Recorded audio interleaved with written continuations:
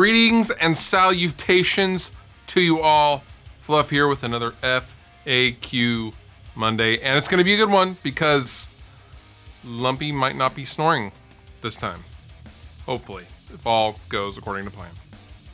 First question, do you ever get so caught up in tone and gear that it distracts from writing? Yes, I have been so guilty of letting the gear and the sound dictate or kind of overtake what is actually being written as far as a song. And that's kind of an easy pit to get into if you're kind of a gearhead. Now there are those guys that can't even tell you what strings they play. I mean, like, yeah, it's the kind with the pink packaging. I don't know.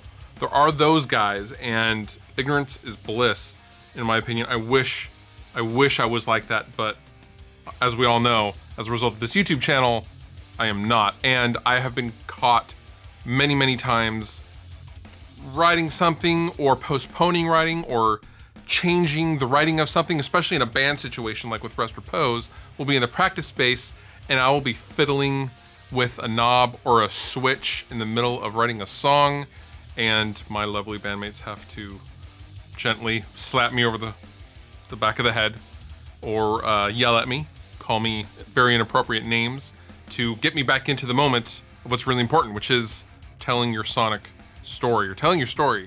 Songwriting, songs, that is all what is important.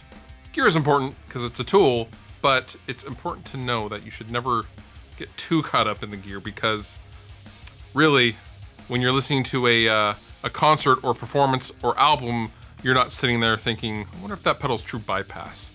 I mean, maybe you are, I do, but you know, most people do not. What is your opinion on Hughes and Kettner amplifiers? I have always been a huge fan of Hughes and Kettner, although I will admit I haven't really tried a whole bunch of their stuff. I tried the Tube Meister, I think it was called, Tube Meister 18. I tried that in a music store several years ago, and that is really all I've tried. I have always wanted a tri-amp, because that is the tone heard on the first Seosin album, and that's what Seosin's guitar sound really became.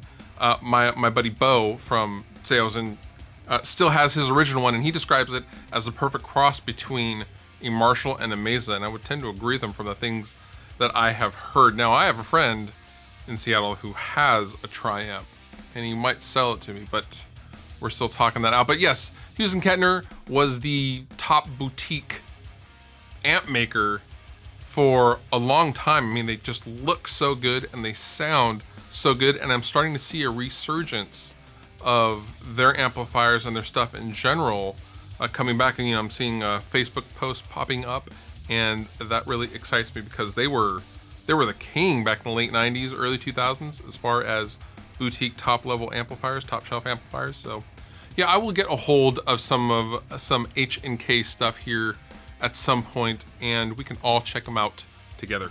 Mini heads, 5153 or 6505 MH. Okay, thanks, bye. I don't know if that's really a fair comparison. I mean, they come from the same lineage, but there's like $1,000 price difference between the EVH and the PV. Now, the PV is one of the best high gain lunchbox amplifiers of all time. For, what is it, $399, $499, something like that. You get onboard reverb, you get a direct out, you get a cab simulated out, you get a couple of channels that sound really good. The whole thing is so usable, and all in a teeny tiny package. Now, having said that, if you can afford it, go for the EVH, because it's the EVH 50 watt head, which is one I assume you are talking about, because that amp is just deadly. It's disgustingly good.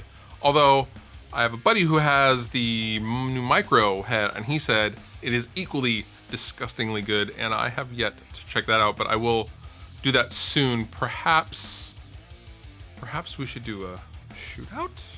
Maybe? We shall see.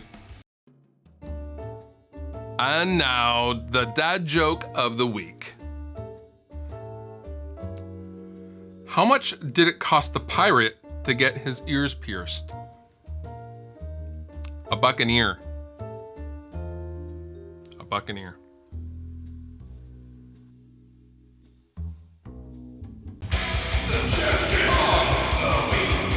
This week, my suggestion is for you to check out the brand new Every Time I Die record, Low Teens. This album is like a sonic retrospective of everything the band has done, in my opinion. This is incredible. This is an incredible album. It sounds amazing. The songwriting is tip-top.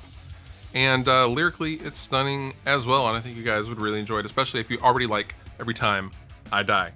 You have been wonderful. I have been Fluff. Thank you so much for watching, and I'll see you next time.